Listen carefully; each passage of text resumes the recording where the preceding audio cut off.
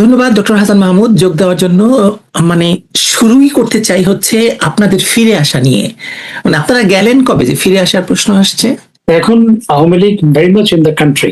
আওয়ামী লীগের কিছু নেতা বিদেশে আছে, কিছু নেতা কর্মী, সেটি কয়েক হাজার, 2-3 হাজারের বেশি নয়, তো কয়েক হাজার।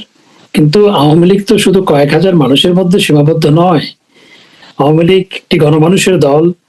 বাংলাদেশে কোটি কোটি মানুষ আওয়ামী লীগকে সমর্থন করে, এবং আমরা বিগত নির্বাচনগুলোর তথ্য যদি নেই, পরিসংখ্যান যদি নেই, তাহলে আমরা দেখতে পাই গত অন্তত 6-7টি নির্বাচনে আওয়ামী লীগের প্রাপ্ত ভোটের হার অ্যারাউন্ড 40, সামটাইমস ইট ওয়াজ মোর দেন 50। তো এখন এই অর্থাৎ 18 কোটি মানুষের দেশে আপনার 50% বেশি মানুষ যেই দলকে সমর্থন করে, সেই দলের কয়েকশো নেতা, কি ধরে নিলাম কয়েকশো নয়, 2-3 হাজার নেতা কর্মী যদি বিদেশে থাকে, তাহলে আওয়ামী লীগ চলে গেছে সেটা তো বলা যায় না। Awami League very much in the country. Awami League প্রতিটা মহল্লায় আছে, প্রতিটা গ্রামে আছে, প্রতিটা পরিবারে আছে আওয়ামী লীগ। সুতরাং আওয়ামী লীগ কোথাও যায়নি, আওয়ামী লীগ বাংলাদেশেই আছে।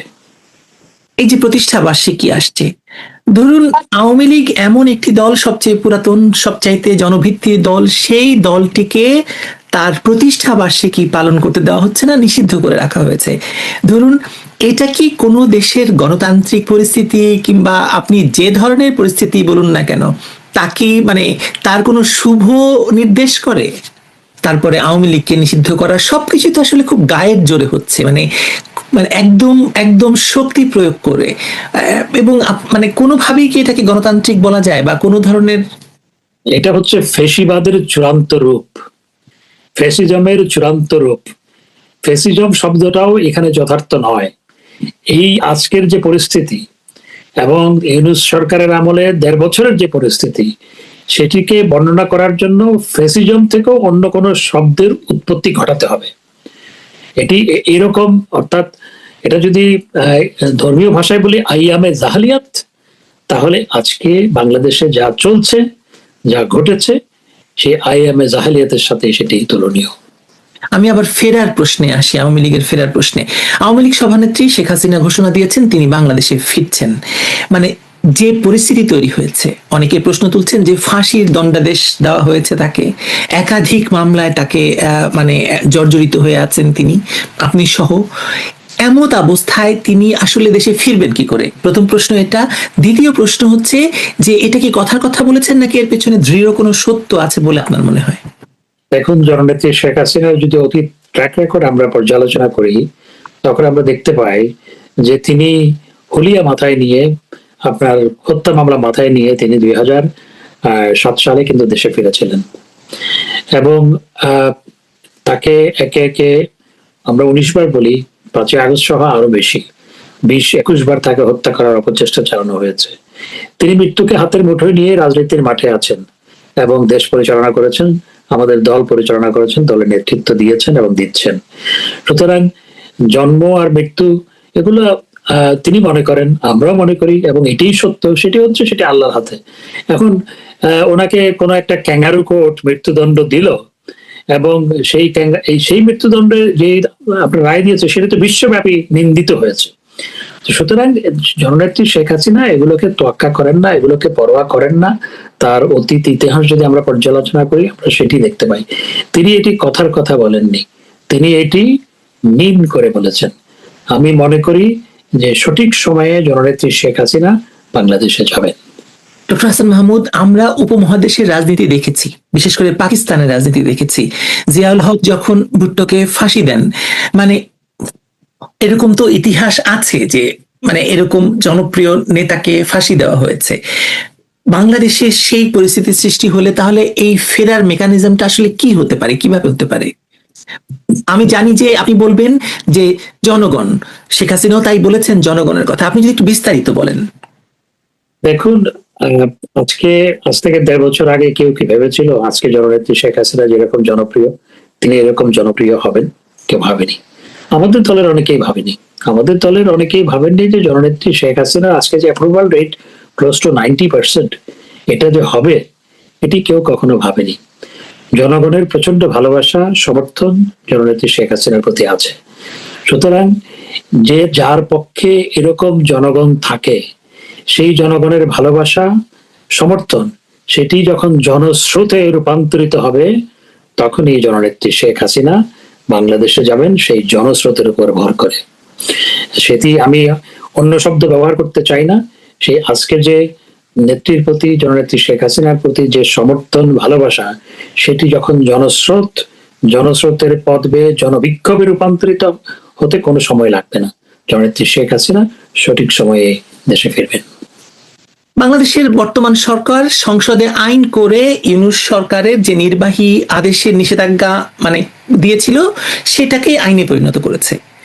এমত অবস্থায় আপনাদের আওয়ামী লীগের সামনে অপশনগুলো কি আছে?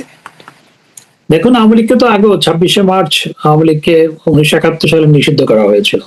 আজকের যে পরিস্থিতি, যে মুক্তিযুদ্ধকালীন সময়ে যেভাবে জয় বাংলা স্লোগান দিলে গ্রেপ্তার করা হতো, খড়গ নেমে আসতো, নির্যাতন করা হতো, কোনো বাড়িতে মুক্তিযোদ্ধারা ভাত খেয়েছে সেটি যদি জানতে পারতো, রাজাকাররা গিয়ে সেই বাড়িতে হামলা করতো, অনেক সময় সে বাড়ি জ্বালিয়ে দিয়েছে।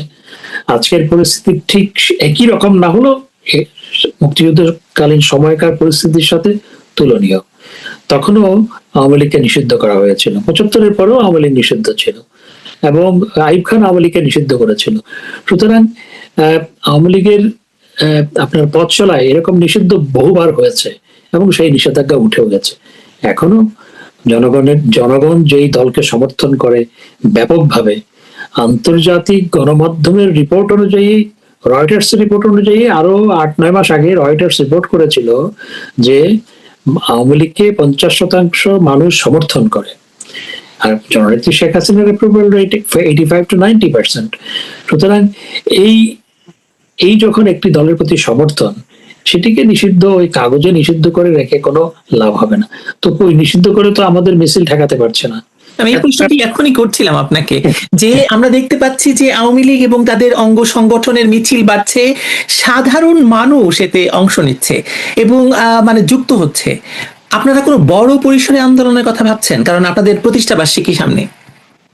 নিশ্চয়ই শুরু থেকে আমাদের আশঙ্কা ছিল যে মার্কিন চুক্তি কার্যকর করার পাশাপাশি চীন কতটা সহযোগিতার হাত বাড়িয়ে দেবে বাংলাদেশের প্রতি, এবং আমাদের প্রধানমন্ত্রী তারেক রহমান যখন চীন সফরে রয়েছেন, ঠিক সেই মুহূর্তে সেই আশঙ্কার প্রতি স্পষ্টভাবে ইঙ্গিত করল চীন। চীন বলতে চীনের রাষ্ট্রায়ত্ত গণমাধ্যম গ্লোবাল টাইমস, এই গণমাধ্যমে খুবই গুরুত্বপূর্ণ একটি লেখা প্রকাশিত হয়েছে এবং লেখাটির শুরুতেই তারেক রহমানের নেতৃত্বে দুই দেশের সম্পর্ক জোরদার করার কথা যদিও বলা হচ্ছে, তার পাশাপাশি কিছু অপ্রিয় প্রতিবন্ধকতার কথাও এখানে স্পষ্টভাবে উল্লেখ করা হয়েছে। লেখাটি লিখেছেন Shanghai institute for international studies center for South Asia স্টাডিজের পরিচালক লিউ জংজি। শিরোনাম হচ্ছে তারেক রহমানের সফর বাংলাদেশ চীন সম্পর্ক জোরদার করবে। আমাদের একটু খেয়াল রাখার বিষয়, কি কি বলা হচ্ছে এখানে। এই মন্তব্য প্রতিবেদনের শুরুতেই বলা হচ্ছে যে সফরটি নিয়ে বাংলাদেশের সংবাদ মাধ্যমে ব্যাপক আশা রয়েছে। সত্য কথা, সংবাদ মাধ্যমগুলো ধারণা করছে যে বড় বড় অবকাঠামো, শিল্প প্রকল্প সহ 15টিরও বেশি দ্বিপক্ষীয় চুক্তি স্বাক্ষরিত হবে, এমনটাই জানি আমরা।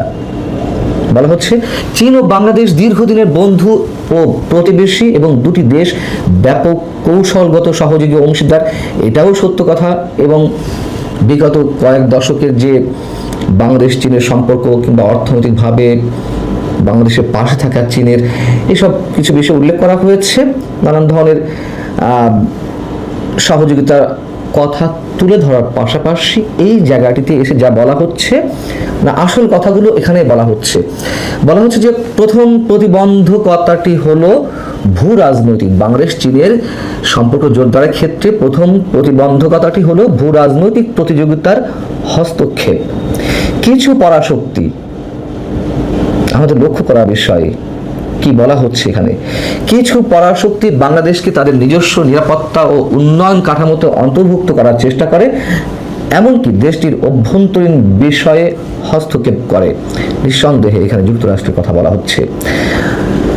প্রতিবেদনে বলা হচ্ছে যে অসম চুক্তিতে স্বাক্ষর করতে চাপ দেয় সেই পরাশক্তি এবং বাংলাদেশ চীন সহযোগিতা প্রকল্পগুলোকে হেয় প্রতিপন্ন করার জন্য ঋণ ফাঁদের মতো আখ্যান ব্যবহার করে। দ্বিতীয় চ্যালেঞ্জটি হলো বাংলাদেশের অভ্যন্তরীণ রাজনৈতিক স্থিতিশীলতা এবং নীতির ধারাবাহিকতার সঙ্গে সম্পর্কিত। তৃতীয় চ্যালেঞ্জটি উপলব্ধির ভিন্নতা থেকে উদ্ভূত হয়। একদিকে দক্ষিণ এশিয়ায় চীন সম্পর্কে জনসাধারণের ধারণা সীমিত এবং বাংলাদেশের কিছু অভিজাত শ্রেণী পশ্চিমা উন্নয়ন মডেল দ্বারা গভীরভাবে প্রভাবিত। কিছু অভিজাত শ্রেণীর মানুষেরা পশ্চিমা উন্নয়নের মডেল দ্বারা প্রভাবিত। অন্যদিকে যদিও বাংলাদেশের কিছু উচ্চবিত্ত মহল চীনের মডেলের সুবিধা এবং সহযোগিতার সুফল স্বীকার করে, তারা আবার যুক্তরাষ্ট্র ও অন্যান্য পশ্চিমা দেশকে উস্কে দেওয়ার বিষয়ে উদ্বিগ্ন। আর তো কিছু বাকি থাকছে না, এখানে যা যা ইঙ্গিত করা হলো। এই লেখাটার মধ্যে আরো অনেক কিছু আছে, আমি শুধু চুম্বক অংশটা বাংলা করে আপনাদের সামনে তুলে ধরলাম। আমাদের মনে রাখা দরকার, এই গ্লোবাল টাইমস হচ্ছে চীনের যে সরকারি দল কমিউনিস্ট পার্টি, ওখানে তো সবাইকেই কমিউনিস্ট পার্টি করতে হয়, সরকারি দল কমিউনিস্ট পার্টির যে মুখপত্র পিপলস ডেইলির পৃষ্ঠপোষকতায় গ্লোবাল টাইমস প্রকাশিত এবং পরিচালিত হয়। তো খুব স্বাভাবিকভাবেই আমাদের এটি ধরে নিতে হবে অবশ্যই যে সরকারের মনোভাব মানে চীন সরকারের মনোভাবপূর্ণ যেই লেখাগুলো, তাই তো এখানে উঠে আসার কথা।